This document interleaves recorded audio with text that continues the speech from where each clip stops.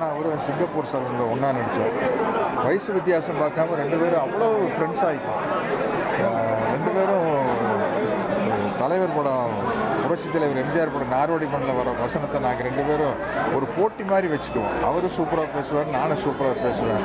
அவர் நாரோடி மண்ணில் ஒரு சீனை பேசினார்னா நான் ஒரு சீனை பேசுவேன். ஒரு 2-3 வருஷத்துக்கு முன்னாடி 1001 ரிலீஸ் ஆனப்போ நான், தம்பி மயில்சாமி, ரோபோ சங்கர்லாம் ஒன்றா போய் அந்த படம் பார்த்து ஏதோ ஒரு ஸ்கூலில் படிக்கிற குழந்தை மாதிரி வாத்தியார் வர சீன்லாம் விசில் அடித்து கைதட்டி மகிழ்ந்த அந்த நினைவுகள் எல்லாம் எனக்கு பசுமையாக ஞாபகத்தில் இருக்குது. ரொம்ப மனசுக்கு வேதனையான ஒரு விஷயம். 46 வயசு ஆச்சு. அவங்க குடும்பத்தாரெல்லாம் மனதைரியத்தோடு இருக்கணும். ஆழ்ந்த இரங்கல். காலத்துலேருந்து நாங்கள் ஒரு ரோல் மாடல் மாதிரி பார்த்த ஒரு மனுஷன்.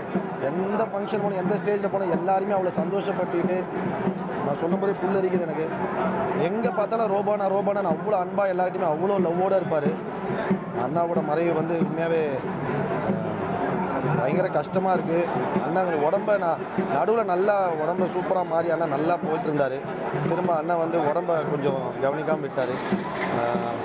தெரில, இது நாட் ஓன்லி மூவிஸ். அண்ணா நார்மலாக ஒரு மேடை கலைஞனா, அதுக்கப்புறம் டிவியில் இருக்கட்டும், அதுக்கப்புறம் படங்களில் இருக்கட்டும், எல்லா இடத்துலையும் அவர் பண்ண விஷயத்த அவ்வளோ ஒரு 100% அது அவர் பெருசாக ஒரு முன்னாடிலாம் ரொம்பலாம் பெருசாக சம்பளம் வாங்கலனா கூட 100% அவ்வளோ அன்பாக நேசித்து அந்த அந்த கலைக்காகவே தன்னை அர்ப்பணித்தவர். ரோபானா கண்டிப்பாக ஒரு மிகப்பெரிய இழப்பு. நம்ம ஆர்ட்டுக்கே, ஒரு மொத்த கலைக்கே ஒரு மிகப்பெரிய இழப்பு.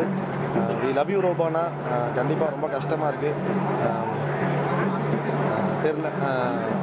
தெரில இதுக்கப்புறம் இந்த மாதிரி கலைஞர் நம்ம எங்கேருந்து வரப்போகிறாரு தெரில. கண்டிப்பாக வி லவ் யூ ரோபானா. Love you. தேங்க்யூ.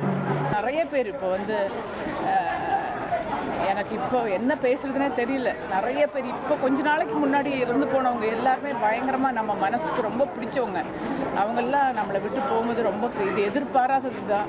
ஹெல்த் இன்னும் கொஞ்சம் நல்லா பார்த்துருந்துருக்கலாம் அவர். நான் ரொம்ப ரொம்ப மிஸ் பண்ணுவேன். ஏன்னா எப்போவுமே கிண்டல் அடித்து சிரித்து தமாஷ் பண்ணி, திடீர்னு என்னுடைய படம் டிவியில் போயிட்டு இருந்துச்சுன்னா அதை எடுத்து கிளிப்பிங்ஸ் எடுத்து அமைச்சிட்டு ஒரு 1/2 hour உட்காந்து அப்படியே பேசிகிட்டே இருப்பார். அவ்வளோ சிரிப்பாக இருக்கும்.